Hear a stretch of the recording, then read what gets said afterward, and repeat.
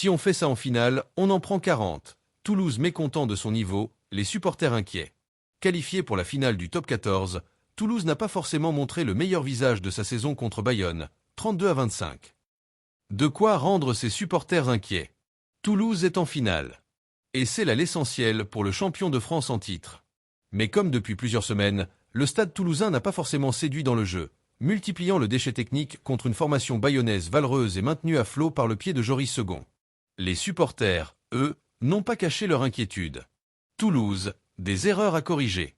Chahuté en touche, peu inspiré dans le jeu, Toulouse n'a clairement pas eu la partie facile contre Bayonne. En tête à la pause grâce à son réalisme, la bande d'Hugo Mola n'a réussi qu'à se détacher à un quart d'heure de la fin, en raison d'une indiscipline pénalisante. Je retiens notre grosse indiscipline. Je pense que c'est ça qui fait rester Bayonne dans le match. On leur donne 15 points en première mi-temps, alors qu'ils ne sont pas venus une seule fois dans nos 22 mètres. Si on fait ça en finale, on en prend 40, peu importe contre qui on joue. Il faut qu'on soit plus sérieux, pestait auprès de Canal+, Thomas Ramos. Il y a pas mal de choses à gommer si on veut soulever une fois de plus le bouclier. Il en manque encore. La discipline nous a mis à mal, et nous coûtera très cher si on ne règle pas cela pour la finale, confirmait Romain Ntamak.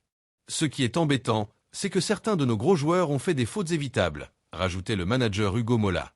Ce dernier toutefois d'être rassuré sur l'engagement de ses troupes. Mais il attend plus. Nous avons eu du mal à mettre notre rugby en place.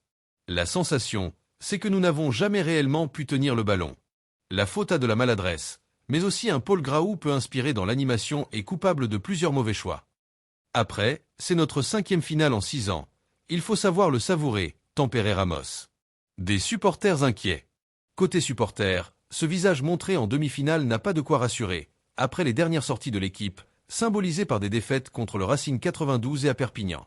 Sur Sud Radio, Daniel Herrero s'est interrogé sur qui était le patron à Toulouse. L'absence d'Antoine Dupont manque cruellement, malgré la pléiade d'internationaux chez les Rouges et Noirs. Merci de bien vouloir vous abonner et de cliquer sur j'aime.